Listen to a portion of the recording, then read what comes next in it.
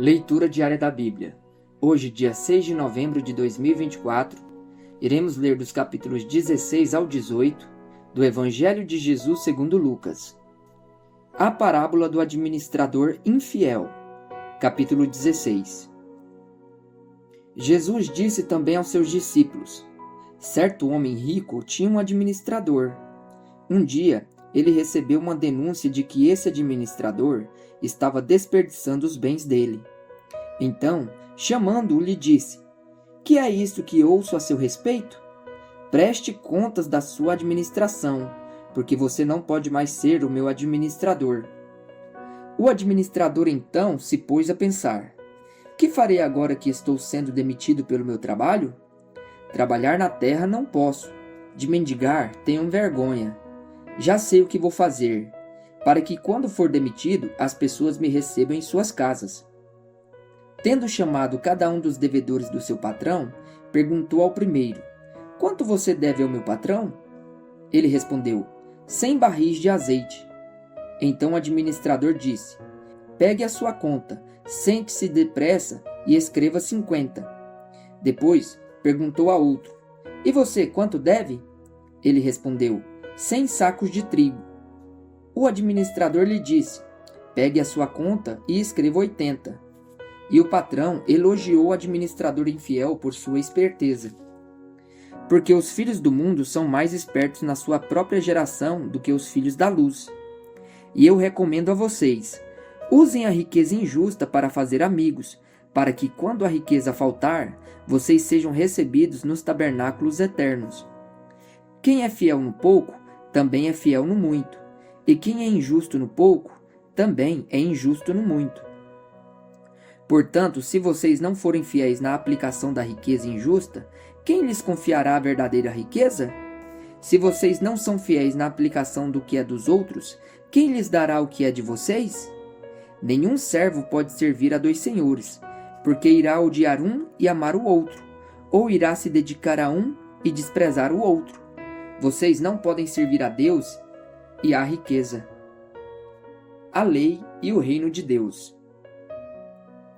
Os fariseus, que eram avarentos, ouviram tudo isto e zombavam de Jesus.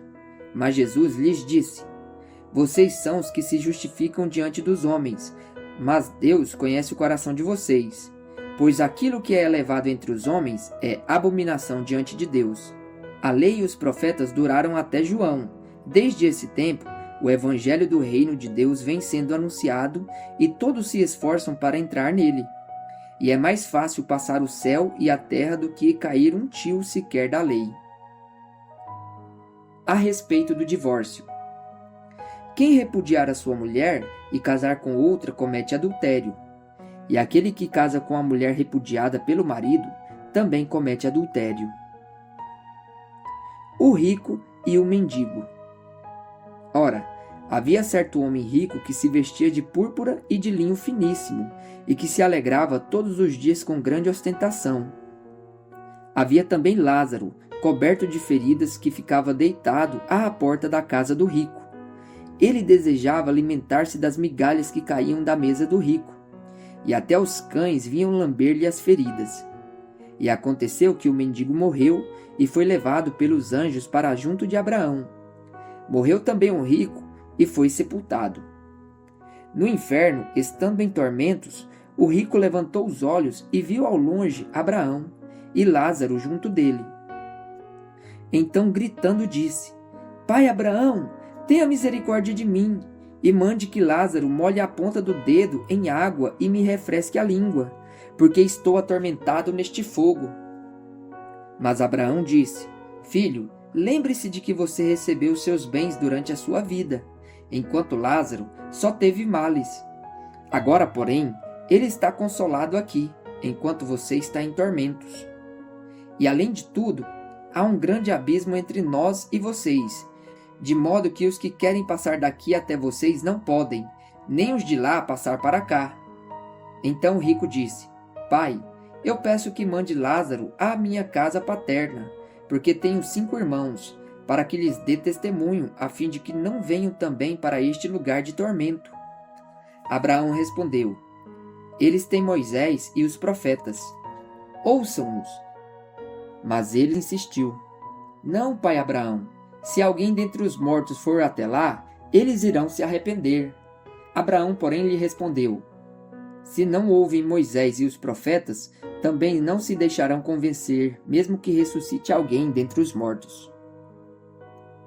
Os tropeços. Capítulo 17.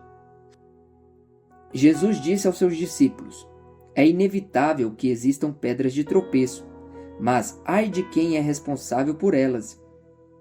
Seria melhor para esse que uma pedra de moinho fosse pendurada ao seu pescoço e fosse atirado no mar, do que fazer tropeçar um destes pequeninos. O perdão e a fé. Tenham cuidado. Se o seu irmão pecar, repreenda-o. Se ele arrepender, perdoe-lhe. Se pecar contra você 7 vezes num dia e 7 vezes vier para lhe dizer: Estou arrependido, perdoe-lhe. Então os apóstolos disseram ao Senhor: Aumente-nos a fé.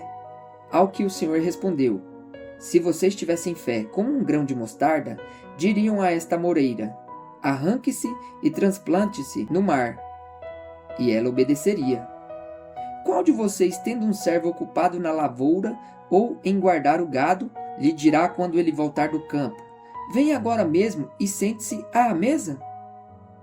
Não é verdade que, ao contrário, lhe dirá: Prepare o meu jantar, apronte-se e sirva-me, enquanto eu como e bebo. Depois você pode comer e beber? Será que ele terá de agradecer ao servo por ter feito o que lhe havia ordenado? Assim também vocês, depois de terem feito tudo o que lhes foi ordenado, digam: Somos servos inúteis, porque fizemos apenas o que devíamos fazer. A cura de 10 leprosos. De caminho para Jerusalém, Jesus passava pelo meio de Samaria e da Galileia. Ao entrar numa aldeia, saíram-lhe ao encontro 10 leprosos que ficaram de longe e gritaram: Jesus, mestre, tenha compaixão de nós. Ao vê-los, Jesus disse: Vão e apresentem-se aos sacerdotes. Aconteceu que, indo eles, foram purificados. Um dos 10, vendo que estava curado, voltou dando glória a Deus em alta voz e prostrou-se com o rosto em terra aos pés de Jesus, agradecendo-lhe. E este era samaritano. Então Jesus perguntou: Não eram 10 os que foram curados? Onde estão os 9? Não se achou quem voltasse para dar glória a Deus, a não ser este estrangeiro? E lhe disse: Levante-se e vá, a sua fé salvou você. A vinda do reino de Deus. Indagado pelos fariseus sobre quando viria o reino de Deus, Jesus lhes respondeu: O reino de Deus não vem com visível aparência, nem dirão: Ele está aqui, ou lá está ele, porque o reino de Deus está entre vocês.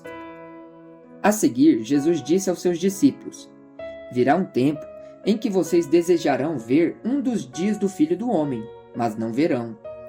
E dirão a vocês: Ele está aqui, ou lá está ele. Não saiam, nem sigam esta gente.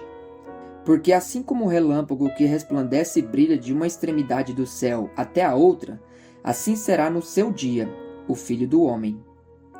Mas é necessário que primeiro ele padeça muitas coisas e seja rejeitado por esta geração. Assim como foi nos dias de Noé, será também nos dias do Filho do Homem. Comiam, bebiam, casavam-se e davam-se em casamento, até o dia em que Noé entrou na arca. Veio o dilúvio e destruiu todos. O mesmo aconteceu nos dias de Ló. Comiam, bebiam, compravam, vendiam, plantavam e edificavam. Mas no dia em que Ló saiu de Sodoma, choveu do céu fogo e enxofre e destruiu todos. Assim será no dia em que o Filho do Homem se manifestar. Naquele dia, quem estiver no terraço e tiver os seus bens em casa, não desça para tirá-los. E de igual modo, quem estiver no campo não volte para trás. Lembrem-se da mulher de Ló. Quem tentar preservar a sua vida, a perderá. E quem a perder, esse a salvará.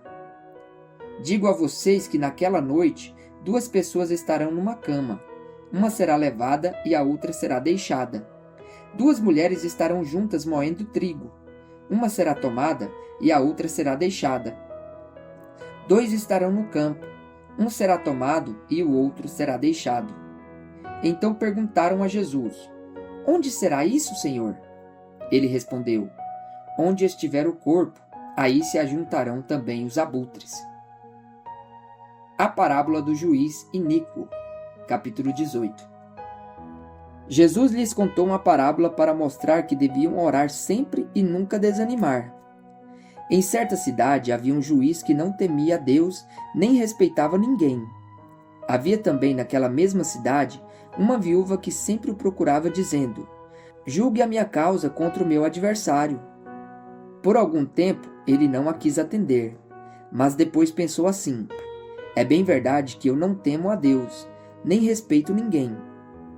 Porém, como esta viúva fica me incomodando, vou julgar a sua causa, para não acontecer que por fim venha a molestar-me.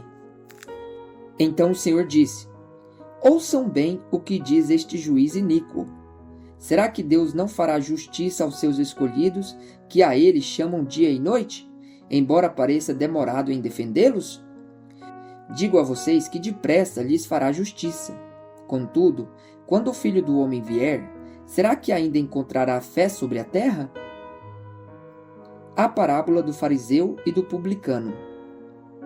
Jesus também contou esta parábola para alguns que confiavam em si mesmos por se considerarem justos e desprezavam a outro. 2 homens foram ao templo para orar. Um era fariseu e o outro era publicano.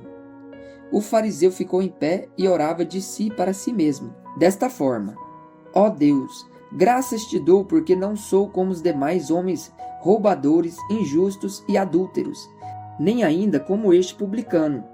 Jejuo 2 vezes por semana e dou o dízimo de tudo que ganho.